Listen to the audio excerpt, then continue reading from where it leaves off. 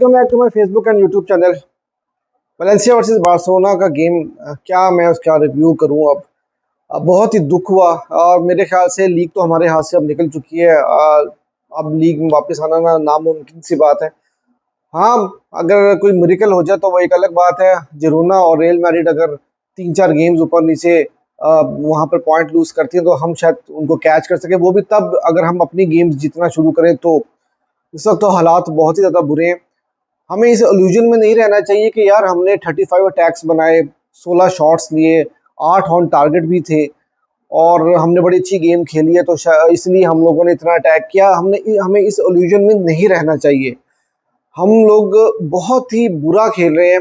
अब चाहे आप गेम प्ले की बात करो, चाहे आप ट्रांजिशन में बॉल को लेकर जाना अपने हाफ तक, ऑपोजिशन के हाफ तक, उसकी आप बात करो, आप डिफेंस की बात करो, उसके बाद फाइनल थर्ड में जो कुछ हम कर रहे हैं आप उसकी बात करो, तो यार बहुत ही पैथेटिक परफॉर्मेंस रही है। और सवाए 3-4 प्लेयर्स के अलावा आपके पूरी टीम में जो है ना, कोई भी काम का प्लेयर किसी ने अच्छी परफॉर्मेंस नहीं दिया। अब अच्छे प्लेयर्स कौन से रहे? इनाकी पीनिया ने आपको बचा के रखा। पहले दूसरे तीसरे मिनट में उन्होंने एक बहुत अच्छा सेव किया, जहां पर वो गोल अगर हो जाता तो शायद फिर हम हमेशा की तरह जो है वो चेस कर रहे होते और गोल उतारने की कोशिश करते। ऐसा नहीं हुआ। उसके अलावा कुंदे, मुझे समझ में नहीं आती जावी की कि भाई क्यों आपने कुंदे के साथ आपने स्टार्ट किया फिर से, या क्रिश्चियनसन का क्या कसूर है? आप उसको क्यों नहीं खिला रहे? एक बंदा इतनी बुरी परफॉर्मेंस दे रहा है बार बार बार बार बार बार, और आप फिर उसी के साथ स्टार्ट करा रहे हो। लाइनअप आपके सामने जो है वो इस टाइम पे स्क्रीन के ऊपर है। फिर मैंने आपको एक बात कही थी कि अभी मीडिया में रिपोर्ट्स आ रही है कि हम शायद कैंसिलो और बल्दे दोनों के साथ स्टार्ट करेंगे और हम 3-4-3 फॉर्मेशन के साथ शायद नहीं जाएंगे। और वही हुआ कि हम लोगों ने कैंसिलो और बल्दे के साथ स्टार्ट किया। बहुत ज़्यादा हाई लाइन हम फिर से खेल रहे थे। वो तो वलेंसिया की टीम उस लेवल की टीम नहीं है जिस तरह हम उनको पिछले 4-5 सालों से देखते रहे हैं, वरना वो हमें बहुत बुरा तरह से मारते।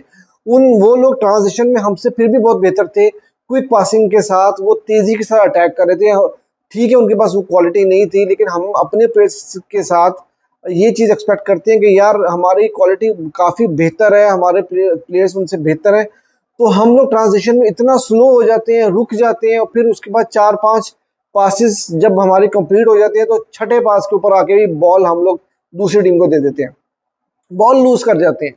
यार ये चीजें कब तक चलेंगी? उसके बाद अगर प्लेयर्स की बात करें, मैंने आपको बताया नाकी पीनिया बहुत अच्छे उनकी परफॉर्मेंस रही। जो गोल उन्होंने कंसीड किया उस पर वो कुछ भी नहीं कर सकते थे। अरोहो की परफॉर्मेंस बहुत अच्छी रही है। उसके बाद यह कुंदे को मुझे समझ में नहीं आया कि पूरा मैच, या चलो अगर आपने स्टार्ट करा ही लिया, आपने जब गोल स्कोर कर लिया है, तो उसके बाद यार आप क्रिश्चियनसन को ले आओ ताकि आप एक स्टेबल डिफेंडर के साथ आ जाओ। नहीं, वो काम भी आपने नहीं किया। उसके बाद आपने पूरा मैच बल्दे को खिलाए रखा। या बल्दे मतलब फाइनल थर्ड में इतनी पुअर डिसीजन मेकिंग है, फाइनल फाइनल पास ही उस बंदे से नहीं लग रहा है। मैं क्या मतलब उसके बारे में बात करूं? रफीनिया, मैं आपको हमेशा एक बात बोलता था कि रफीनिया बार्सिलोना के लेवल का प्लेयर नहीं है, बहुत ज़्यादा ओवररेटेड है। अब जितने भी यूट्यूबर्स आगे पीछे बैठे हुए बात कर रहे होते हैं, उन्होंने रफीनिया को इतनी हाइप कर दी थी कि पिछले सीजन में जी उसने 20 गोल असिस्ट जो है वो प्रोवाइड किए थे, तो ये था तो वो था। यार वो क्वालिटी नहीं है उसमें, जो बार्सिलोना की क्वालिटी है वो क्वालिटी नहीं है। मुझे समझ नहीं आई कि रफीनिया को साइन किसने किया, क्यों किया?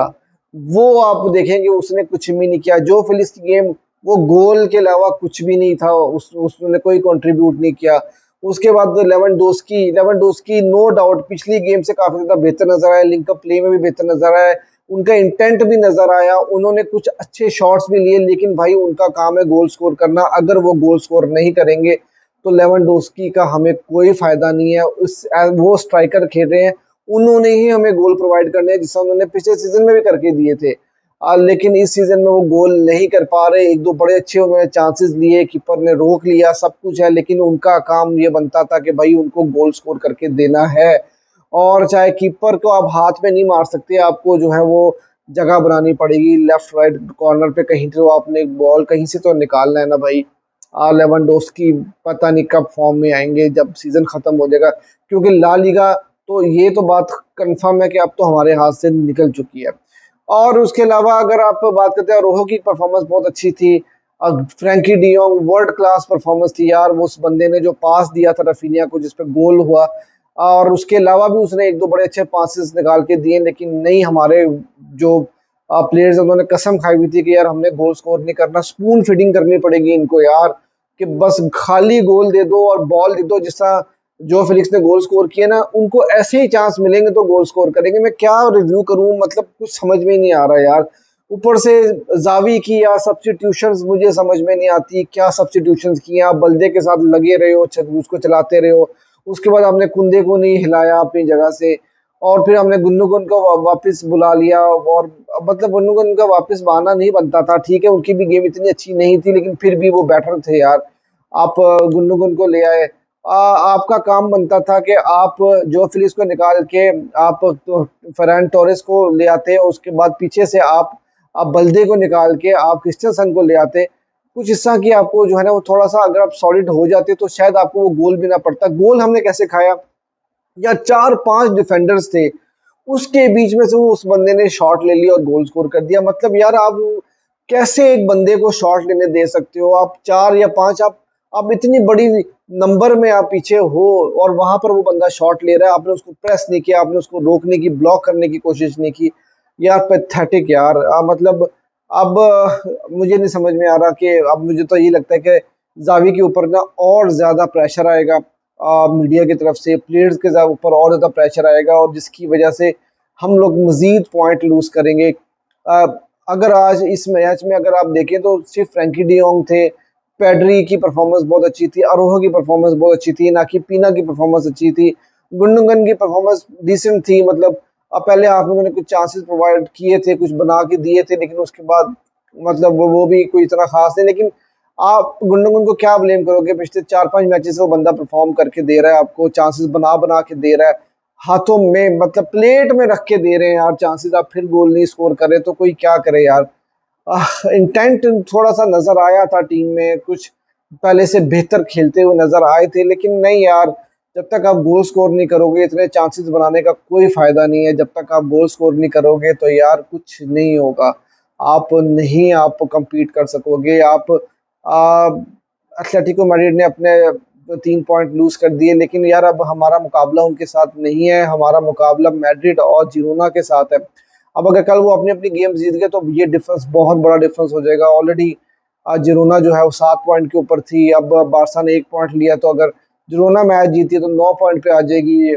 मैड्रिड का जो है वो उनका भी 7 पॉइंट का डिफरेंस हो जाएगा, तो यार यहाँ से उनको कैच करना बहुत ज्यादा मुश्किल है।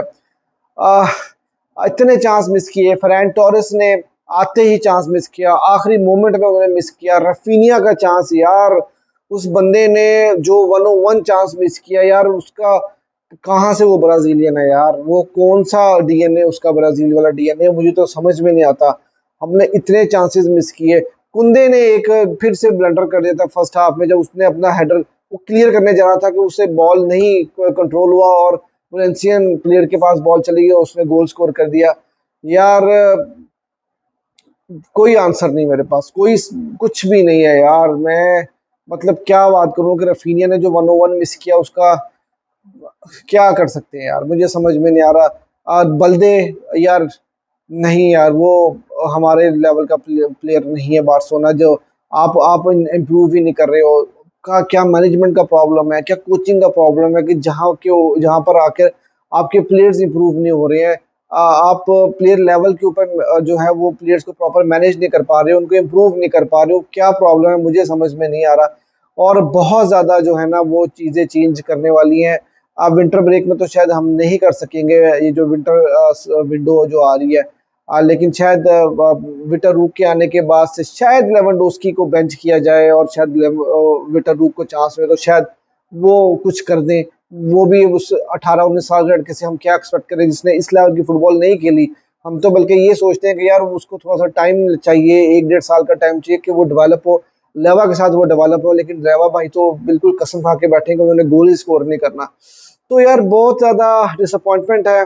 आप बिल्कुल भी जो है ना वो, अब तो ऐसा लगता है कि सदियां हो गई कि हमने बार्सिलोना को कोई मैच जीते हुए देखा हो, क्योंकि पिछला आप चैंपियंस लीग का मैच उठाकर देख लें, वहां पर भी अब यही हालत चल रही है हमारी, ला लीगा में भी यही हालत चल रही है। तो यार अब अगला मैच अल्मीरिया के अगेंस्ट है, वहाँ पर Frankie D जॉन्ग already yellow card हो चुके हैं, वो भी नहीं अवेलेबल होंगे। तो अल्लाह ही हाफिज़ है इस टीम का। और पैथेटिक जावी की तरफ से बहुत पैथेटिक किस्म की मैनेजमेंट थी। अच्छा गेम को कंट्रोल नहीं किया गया उनकी तरफ से। बाकी उसके अलावा प्लेयर्स भी बहुत बुरा परफॉर्म कर रहे हैं।